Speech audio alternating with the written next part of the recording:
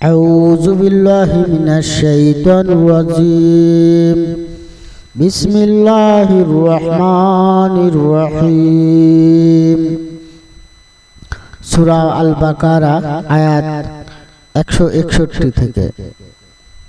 নিশ্চয় যারা কাফির হয়েছে এবং কাফির অবস্থায় মৃত্যুবরণ করেছে তাদের উপর আল্লাহর ফেরেশতাগণ ও সকল মানুষের লানত। তারা যেখানে স্থায়ী হবে তাদের থেকে আযাব হালকা করা হবে না এবং তাদেরকে অবকাশও দেওয়া হবে না।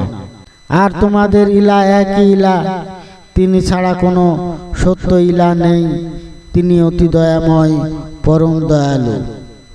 নিশ্চয় আসমান সমূহ ও জমিনের সৃষ্টিতে রাত ও দিনের বিবর্তনে যে নৌকায় যা সমুদ্রে মানুষের জন্য কল্যাণকর বস্তুত নিয়ে চলে এবং আসমান থেকে আল্লাহ যে সৃষ্টি বর্ষণ করেছে অতঃপর তার মাধ্যমে মরে যাওয়ার পর জমিনে জীবিত করেছেন এবং তাতে ছড়িয়ে দিয়েছেন সকল প্রকার বিচরণশীল প্রাণী ও বাতাসের পরিবর্তে, এবং আসমান ও জমিনের মধ্যবর্তী স্থানে নিয়োজিত মেঘলাময় রয়েছে নিদর্শন সমূহ এমন কওমের জন্য যারা বিবেকবান।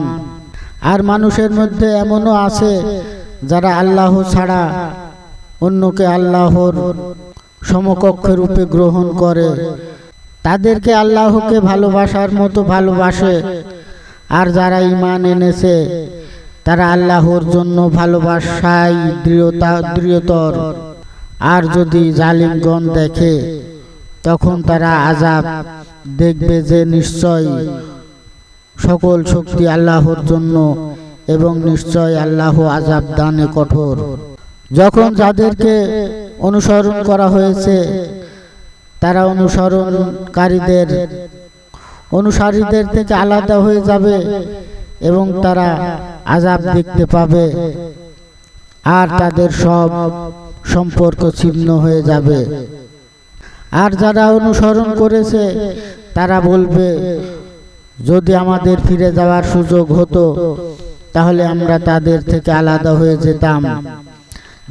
যেভাবে তারা আলাদা হয়ে গিয়েছে এভাবে আল্লাহ তাদেরকে তাদের আমল সমূহ দেখাবেন তাদের জন্য আক্ষেপ স্বরূপ, আর তারা আগুন থেকে বের হতে পারবে না।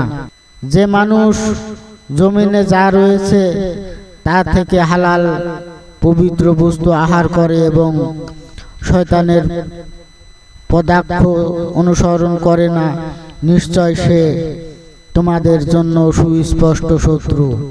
নিশ্চয় সে তোমাদেরকে আদেশ দেয় মন্দ ও অশ্লীল কাজের এবং আল্লাহর ব্যাপারে এমন কিছু বলতে যা তোমরা জানো না। আর যখন তোমাদেরকে বলা হয় তোমরা অনুসরণ করো যা আল্লাহ নাজিল করেছেন, তারা বলে, বরং আমরা অনুসরণ করব আমাদের পিতৃপুরুষদেরকে যার উপর পেয়েছি।